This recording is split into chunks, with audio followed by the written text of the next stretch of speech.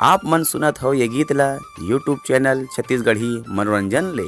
दोस्तों सबसे पहले चैनल को सब्सक्राइब कीजिए और घंटी का निशान को भी क्लिक करें। छत्तीसगढ़ी मनोरंजन ले भाटा मुरई ले लेगा।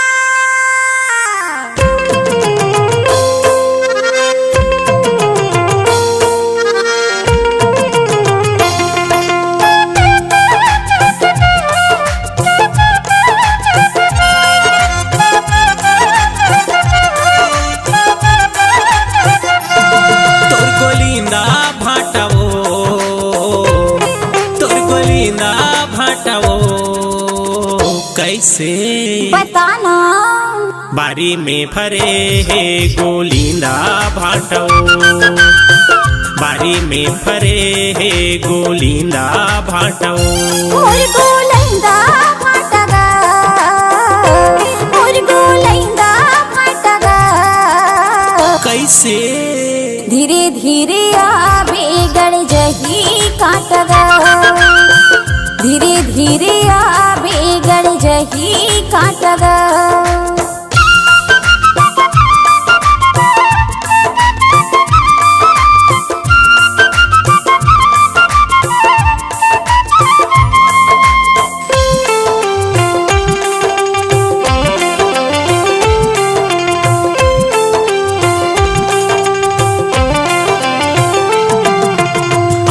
पानी के भाटा भरे है देखे पत्ता लेला, देखे पत्ता लेला।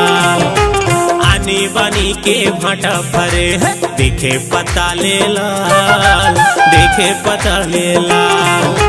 काला मैं बदमा संग गाल दिखाइए करला, गाल दिखाइए करला।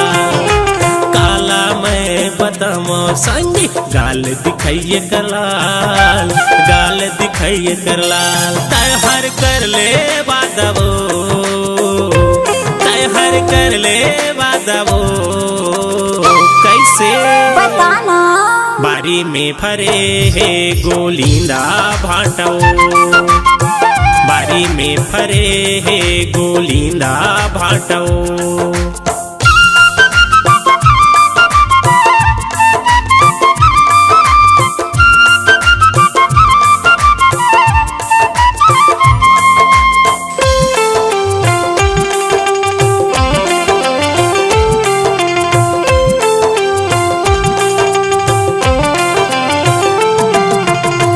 सही भाटली वैया कतको आवती रही थे, कतको आवती रही थे।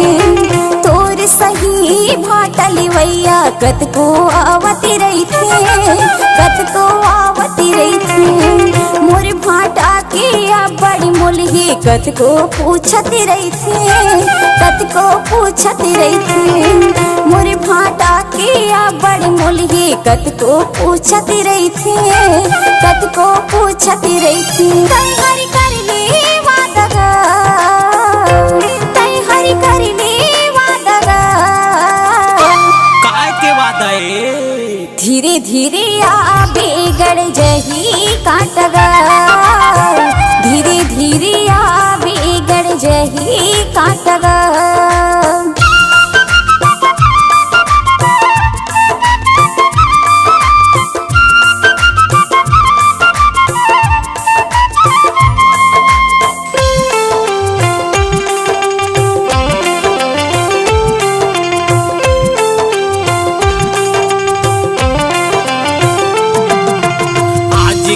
के डोरी मनहा अड़बड़ चालू होते, अड़बड़ चालू होते। आज काल के डोरी मनहा अड़बड़ चालू होते, अड़बड़ चालू होते। पैसा नहीं देवे तहन मोहला फुलोते, मोहला फुलोते। पैसा नहीं देवे तहन मोहला फुलोते, मोहला फुलोते। तय हर कर ले वादवो, तय हर कर ले वादवो। भारी आनी बानी गोठिया थस दो। बारी में फरे है गोलिंदा भाटो, बारी में फरे है गोलिंदा भाटो। मोर गोलिंदा भाटगा,